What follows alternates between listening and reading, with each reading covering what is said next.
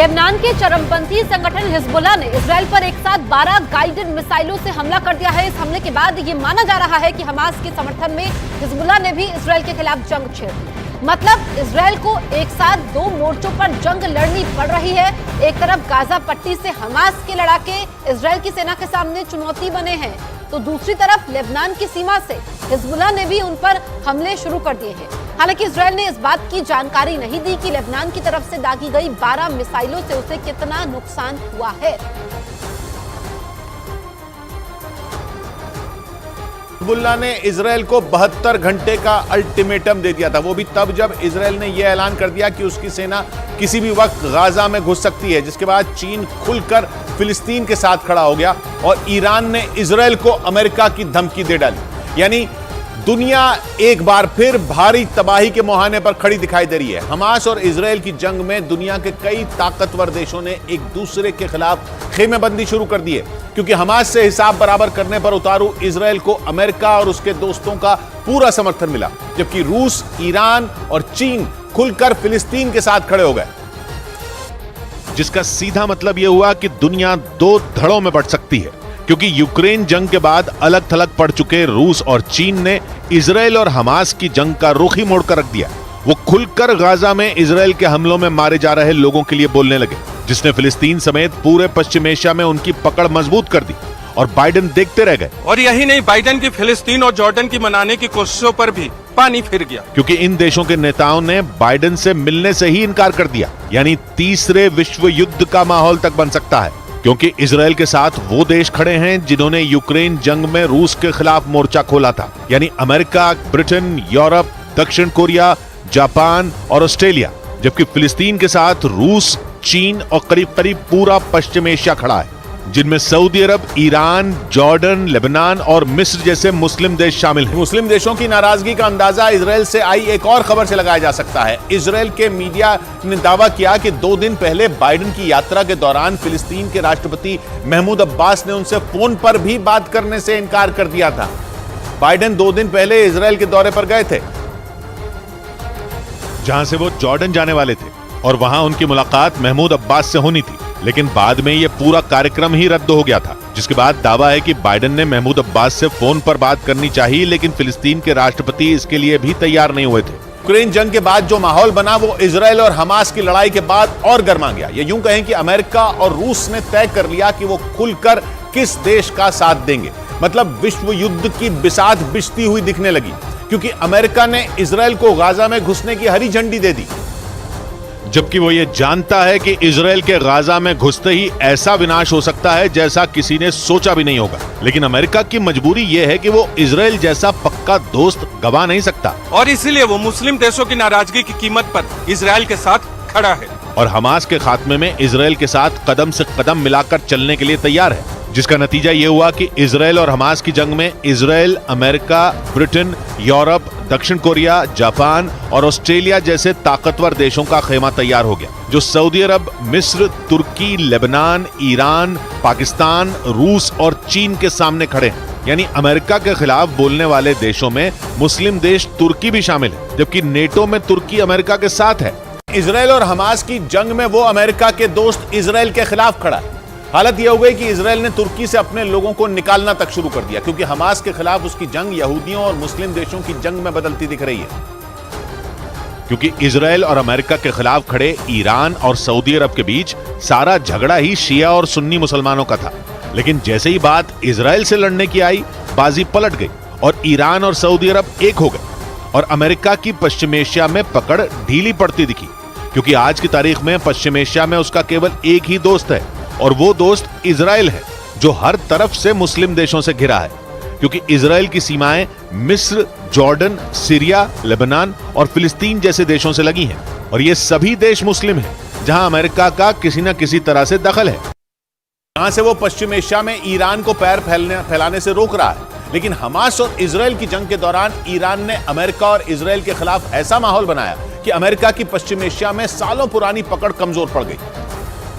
क्योंकि ईरान ने अमेरिका का सऊदी अरब और इजरायल को साथ लाने का प्लान फेल कर दिया और हमास से जंग के कुछ ही दिन बाद सऊदी अरब इजरायल के खिलाफ खड़ा हो गया। मतलब ईरान का प्लान काम कर गया और अमेरिका का प्लान फेल हो गया। वैसे ईरान ने यह माहौल यरूशलेम की अल अक्सा मस्जिद पर हमले के बाद ही बनाना शुरू कर दिया था और मुस्लिम देशों की गोलबंदी शुरू कर दी थी, क्योंकि इजराइल के 3 पड़ोसी सीरिया, लेबनान और जॉर्डन मुस्लिम देश हैं। इसके अलावा ईरान ने अपने पड़ोसी देशों तुर्की, पाकिस्तान और अफगानिस्तान को भी इजराइल के खिलाफ खड़ा करने की कोशिश शुरू कर दी थी, क्योंकि ये देश भी मुस्लिम देश हैं। इसके अलावा खाड़ी देश यूएई और सऊदी अरब के साथ भी ईरान ने अपना रिश्ता सुधारा।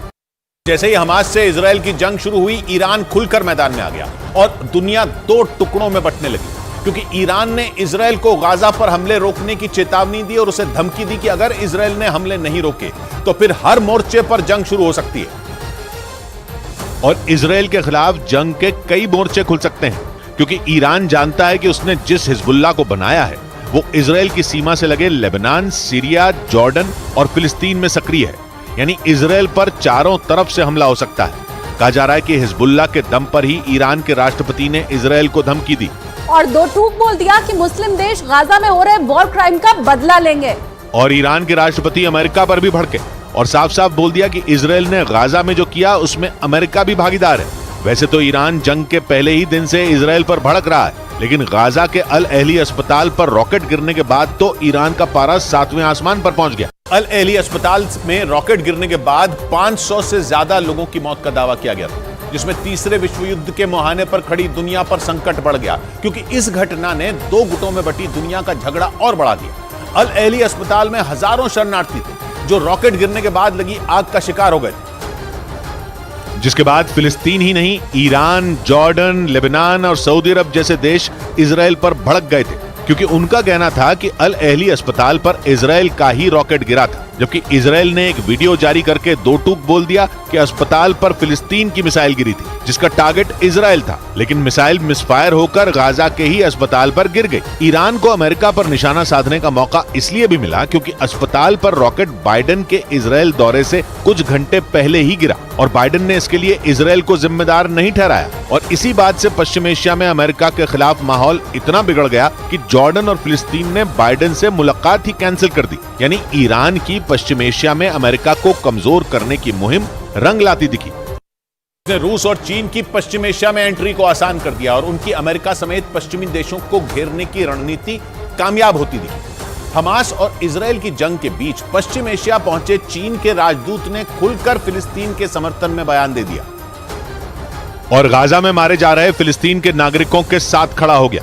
क्योंकि पश्चिम एशिया पहुंचे चीन के राजदूत ने बयान दिया कि मौजूदा हालात इसलिए हुए क्योंकि किसी ने फिलिस्तीन के नागरिकों के अधिकारों के बारे में नहीं सोचा। यानी जैसे ही चीन ने देखा कि लोहा गर्म है, उसने हथौड़ा मार दिया और पश्चिम एशिया में अमेरिका के खिलाफ माहौल बनाना शुरू कर दिया, क्योंकि अमेरिका गाजा में हमास के अंत के लिए जमीन और आसमान से हमले के पक्ष में है। We will not stand by and do nothing again.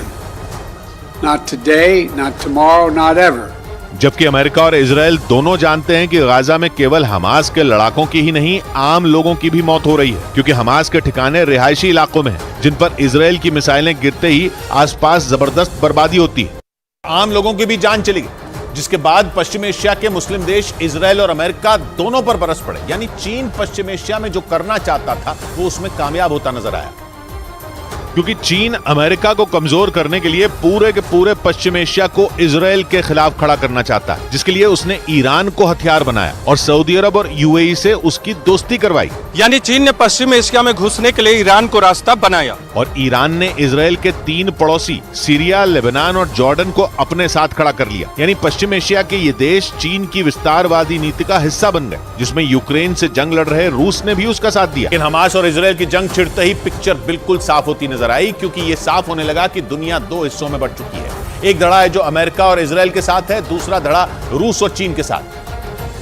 क्योंकि हमास और इजराइल की जंग पर अमेरिका के दोस्त दक्षिण कोरिया का भी बयान आया और उसने दावा किया कि हमास के लड़ाकों को हथियार देने में उत्तर कोरिया का हाथ है। उत्तर कोरिया पर पहले भी रूस से हथियारों के लेन देन का आरोप लग चुका है। यही नहीं, उत्तर कोरिया के शासक किम जोंग उन ने तो यूक्रेन से जंग के बीच रूस का दौरा भी कर डाला था, जिस पर अमेरिका भड़क गया था, क्योंकि उत्तर कोरिया अमेरिका के दोस्त दक्षिण कोरिया का दुश्मन है और जापान के आसपास भी मिसाइलें दागता रहता है। यानी रूस के दोस्त ने अमेरिका के दोस्तों की नाक में दम कर रखा है और अब तो उत्तर कोरिया का नाम हमास और इजराइल की जंग में भी घसीटा जा रहा है। यानी खेमे बंदी हो चुकी है और जंग का मैदान सज चुका है। जिसमें एक तरफ रूस, चीन और पश्चिम एशिया के मुस्लिम देश खड़े हैं और दूसरी तरफ अमेरिका, ब्रिटेन और इजराइल जैसे देशों ने मोर्चा संभाल रखा है। अमेरिका की कोशिश किसी भी तरह अपने दोस्तों को साधे रखने की है। इसीलिए बाइडेन के दौरे के बाद अमेरिका के रक्षा मंत्री लॉयड ऑस्टिन ने इजराइल के रक्षा मंत्री योआव गलांट से फोन पर बात की और उन्हें सैन्य मदद देते रहने का भरोसा दिया। अमेरिका लगातार इजराइल को अपने घातक हथियार देने में जुटा है